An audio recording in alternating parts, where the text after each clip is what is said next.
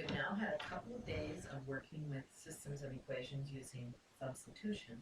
We are now going to use the third method, which is elimination.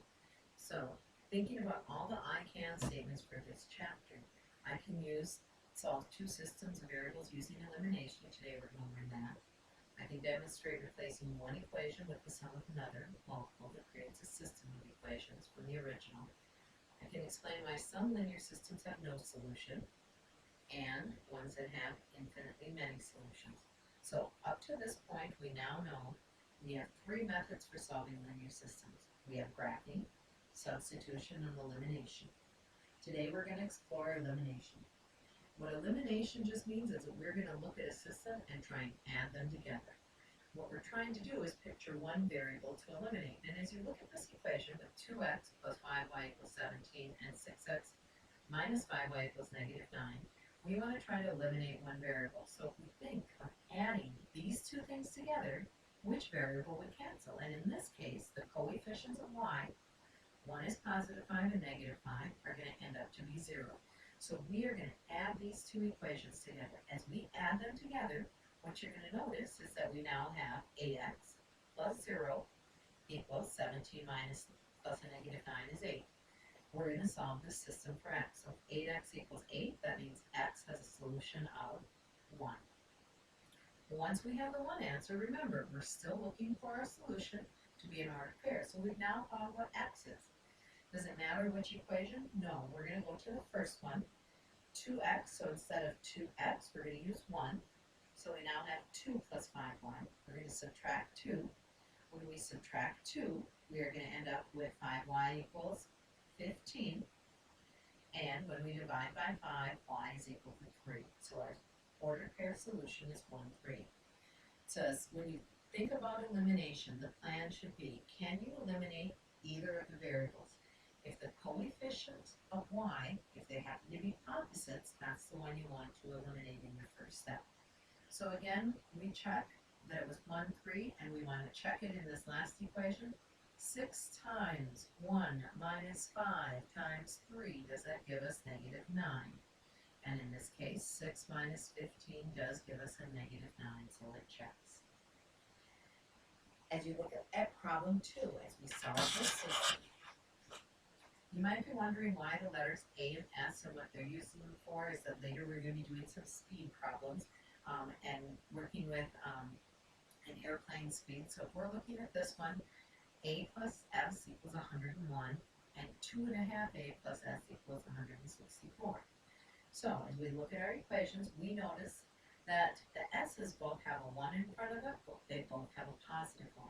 So what we're going to do is we are going to multiply one of our equations. As we look at that, we want to think, and what they say, of subtracting the equations. I think a better way of thinking about it is if we're subtracting it, is everything in this equation is going to be multiplied by negative 1. And as we multiply that by negative 1, we are now going to have, as we are adding those together, a negative 2.5. This becomes a negative s, and this is a negative 164. So when we add those, we get negative 1.58. The s's cancel to give us 0, negative 63. We now want to divide both sides by negative 1.5. And as we divide by negative 1.5, our solution is going to be 42. Now, to me, the easiest equation is the first one. A plus s equals 101.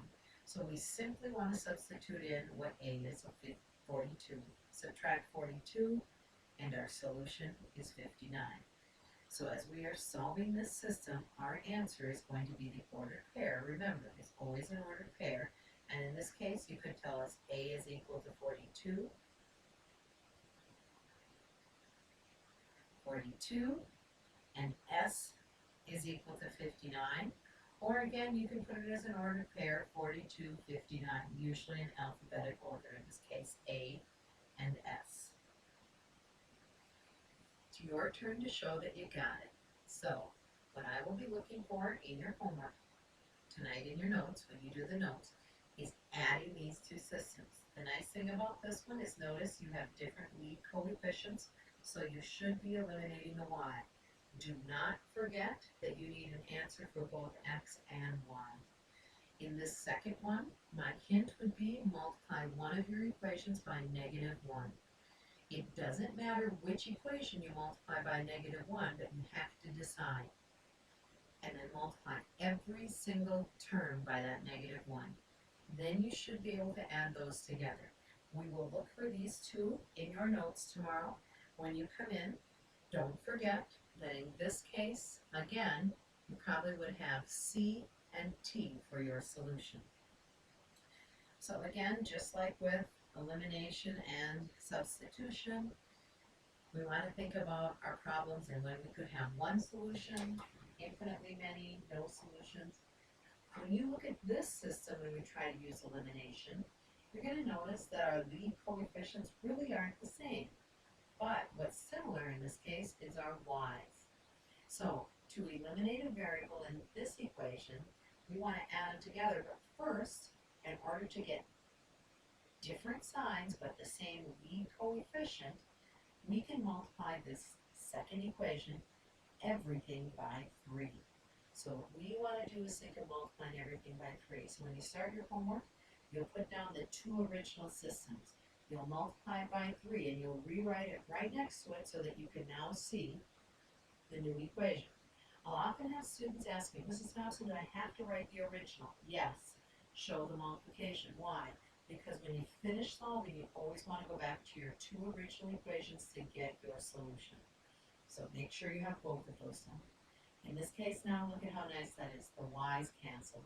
So we're adding our x's and we get 19x plus 0. Oh, this is working out nice to give us a nice integer, and x in this case is 1.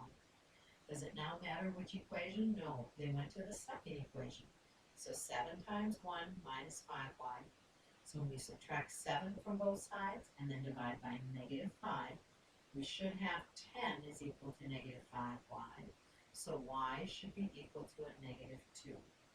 Again, after you check and you get your solution, make sure you go back to that other equation. Now, we use the second one, so we're going to go back to the first one for our check. To do the check, we're going to put -2 times, and I should see this on your paper, 1 plus 15 times a -2. Does that equal -32? -2, -30, and it checks. As we do the problems in class, what you want to be thinking of is kind of thinking about this flow chart here, deciding the steps in order to solve with elimination. First thing you want to think, can I eliminate one variable by adding or subtracting the two equations? If it's yes, do it, and you should come up with your solution right away, x, y. If it's no, can I multiply one of the equations by a number and then add or subtract? If it's yes, do that, multiply.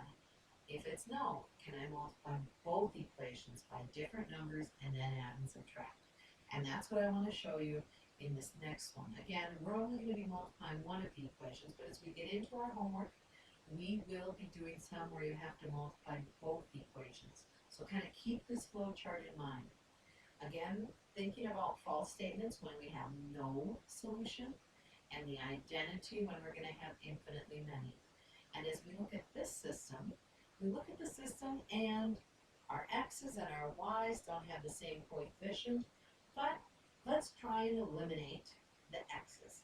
If we do that, we want to multiply everything by -2. And what you notice is when we start multiplying by -2, we get -2x minus 6y and 18 equals -18.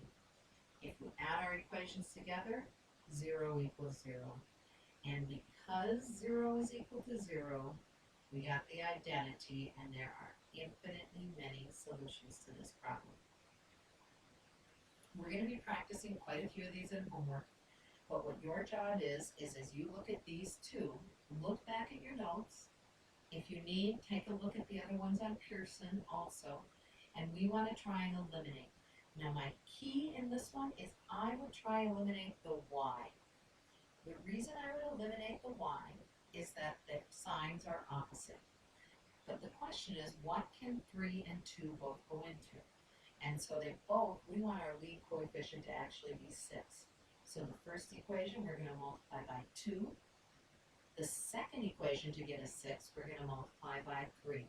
So please, as you're doing this, if you would show how you rewrote, and the most common mistake is people forget to take the 2 times the negative 19 over here and the positive 10. So rewrite your equations, add them up, remember your solution is an ordered pair. Good luck finishing these two. I know you're going to do great. We're going to have lots of practice tomorrow in class to go over these, to look at new ones, and practice and do quite a bit of this so that you're understanding it better. See you in class.